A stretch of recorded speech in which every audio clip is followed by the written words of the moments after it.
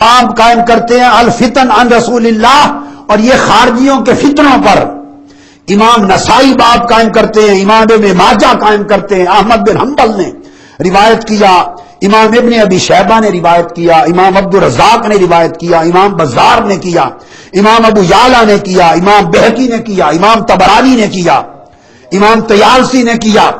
الغرض کوئی امام ایسا حدیث کا نہیں رہا جس نے باب قائم کر کے ان کے کرتوت، ان کے احوال اور ان کے قتل پر آقا علیہ السلام کے حکم نہ بیان کیے ہوں۔ اور یہ خوارج تھے، اور یہ بنے کیسے؟ یہ سیدنا علی شیر خدا کے بغض میں سب سے پہلے ان پر قتل عثمان کا الزام لگایا، ان کی دشمنی پیدا ہوئی۔ میں کسی خاص مقصد کے لیے یہ بیان کر رہا ہوں، وہ بات آگے آنے والی ہے، اس کو ذہنوں میں محفوظ رکھ لیں، آگے آنے والی ہے، ریلیونٹ نہیں۔ یہ نہ سمجھے کہ میں خارجیوں کے موضوع پر کیوں چلا گیا، نہیں، یہ آپ کو ایک مضمون سمجھا رہا ہوں، اس مضمون نے آپ کو منزل تک پہنچانا ہے، اس مقام تک پہنچانا ہے۔ تو آقا علیہ السلام نے ان کے لیے یہ ارشاد فرمایا، اور پھر یہ مولا علی شیر خدا کے لشکر سے جب نکلے تو عراق کی سرحد پہ چلے گئے، اور وہاں ایک گاؤں تھا الحرورہ، حرورہ۔ تو امام حاکم کی بات آپ سن چکے ہیں نا پہلے، وہ فرماتے ہیں کہ حضرت علی شیر خدا نے نہ نماز پڑھائی، نہ وہ اس عمل میں شریک تھے، بلکہ اس حدیث میں تو اس عمل کا ہی ذکر نہیں، اس حدیث میں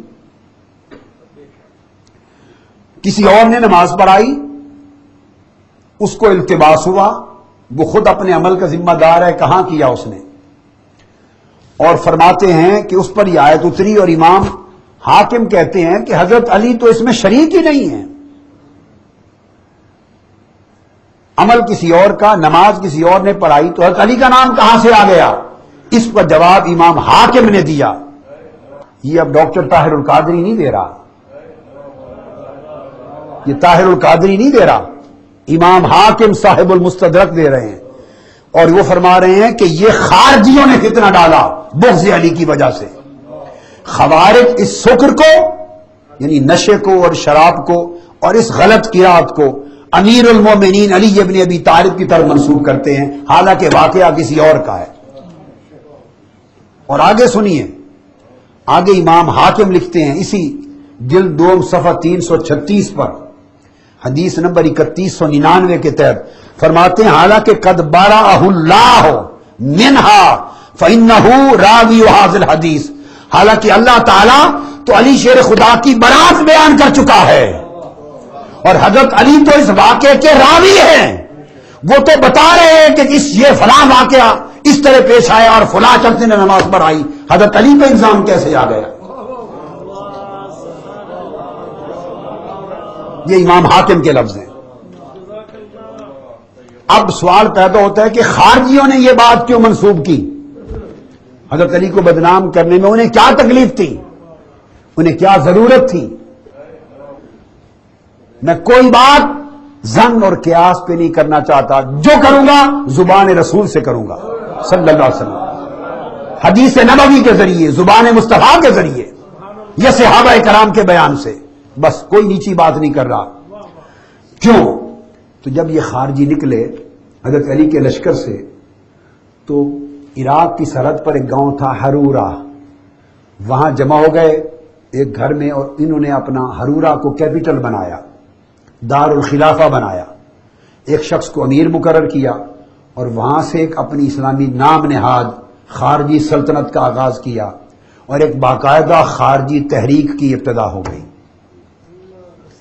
فکر شروع ہوا بغض علی کا، عداوت علی کا، شہادت عثمان پر ان لوگوں کا، حضرت علی شیر خدا پر قتل عثمان کی تہمت لگا سے بگننگ ہوئی، عملی طور پر خارجی بنے، جنگ صفین سے جب نکلے لشکر علی سے تو خارجی بنے، اور حرورہ میں جب کیپٹل بنا تو ان کا نام الحروریہ پڑ گیا، الحروریہ۔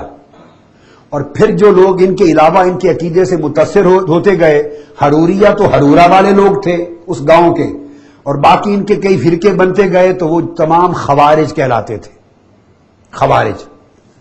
اب بڑی اہم بات، ہرورا اور وہ جو کیپٹل بنا عراق کی سرزمین پر، مدینہ طیبہ سے مشرق مغرب شمال جنوب کے ڈائریکشن میں وہ مشرق میں پڑتا ہے.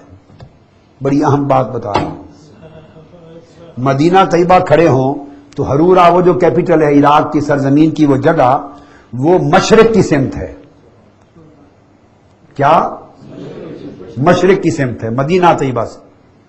اب آئیے حدیث متفق علیہ، میں تو بخاری مسلم متفق علیہ سے بھی ابھی نیچے نہیں آ رہا. عبداللہ بن عمر رضی اللہ تعالیٰ عنہ راوی ہیں حدیث کے. قال سمعت رسول اللہ صلی اللہ علیہ وآلہ وسلم ویقول وهو علی المنبر، کہا ہم نے اپنی آنکھوں سے دیکھا کانوں سے سنا آقا علیہ السلام منبر پہ قیام فرما تھے اور خطاب فرما رہے تھے.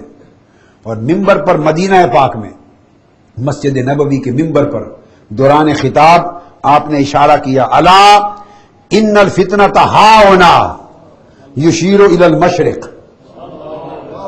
آقا علیہ السلام نے مدینہ پاک مسجد نبوی میں کھڑے ہو کر مشرق کی طرف اشارہ کیا اور کہا لوگوں سنو، فتنہ مشرق کی طرف انگلی کا اشارہ کر کے فرمایا اس جگہ سے اٹھے گا. وہ خارجیوں کا وجود میں آنا دیکھ رہے تھے، وہ حضرت علی کے خلاف بغاوت کر کے مشرق کی سمت ہرورا میں جمع ہونا دیکھ رہے تھے، وہ الحروریہ کی تحریک خارجی کا نکلنا دیکھ رہے تھے. نگاہ نبوت سے فرما رہے تھے ان الفتنۃ ہا ہونا یشیر الی المشرق، مشرق کی طرف اشارہ کیا، فرمایا فتنہ وہاں سے اٹھے گا. من حیث یطلع قرن الشیطان، فرمایا وہاں سے شیطان کا فرقہ اٹھے گا، شیطانی ٹولہ اٹھے گا وہاں سے. لوگوں وہاں سے شیطان کا سینگ اٹھے گا، یعنی شیطان کا گروہ اٹھے گا، شیطان کی جماعت اٹھے گی.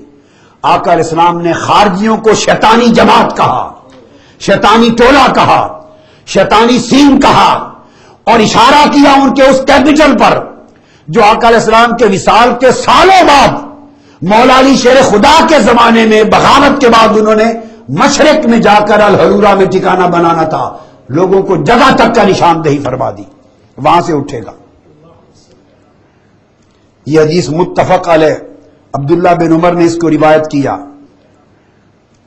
اسی علاقے میں نجد بھی اس سمت تھا، نجد بھی اسی سرحد پر آتا ہے، عراق کی سرحد پر ایک علاقہ اسی سمت مشرق میں نجد بھی تھا.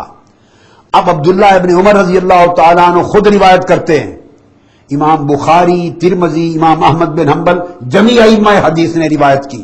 ابن عمر فرماتے ہیں کہ آقا علیہ السلام ایک مجلس میں دعا فرما رہے تھے. ذاکر النبی صلی اللہ علیہ وسلم اللہم بارک لنا فی شامنا و بارک لنا فی یمننا، اے اللہ ہمارے شام میں برکت فرما اور ہمارے یمن میں برکت فرما. وقالو، کچھ لوگ آئے ہوئے تھے نجد سے، وہ عراق کی سرزمین پر جہاں ہرورا ہے نجد، یہ خارجیوں کا مرکز، وہاں نجد بھی اس سمت میں تھا. انہوں نے کہا وقالو یا رسول اللہ وفی نجدنا، ہمارے نجد کے لیے بھی دعا کر دیں. آپ نے بات سنی، دوبارہ دعا کی اللہم بارک لنا فی شامنا اللہم بارک لنا فی یمننا. پھر شام و یمن کی دعا کی، نجد کی نہیں کی. انہوں نے پھر کہا یا رسول اللہ وفی نجدنا، آقا ہمارے نجد کے لیے بھی دعا کر دیں. اور وہ کہتے ہیں فَأَظُنُّهُ قَالَ فِي الثَّالِثَةِ، عبداللہ ابن عمر فرماتے ہیں میرا خیال ہے تیسری مرتبہ پھر انہوں نے کہا، اور آقا علیہ السلام نے پھر تیسری بار جب دعا کی فرمایا هُنَاكَ الزَّلَازِلُ وَالْفِتَنُ وَبِهَا يَطْلَعُ قَرْنُ الشَّيْطَانِ، وہاں زلزلے اور فتنے پیدا ہوں گے اور وہاں ایک شیطانی ٹولہ پیدا ہوگا، اور وہ شیطانی ٹولہ بغض علی رکھنے والا ٹولہ ہوگا، میری امت میں قتل و غارت کرنے والا ٹولہ ہوگا. وہ میری امت میں سب سے پہلے دہشت گرد ہوں گے، سب سے پہلے ٹیررسٹ ہوں گے. تاریخ اسلام میں، تاریخ اسلام کے سب سے پہلے ٹیررسٹ، سب سے پہلے ملیٹنٹ، سب سے پہلے دہشت گرد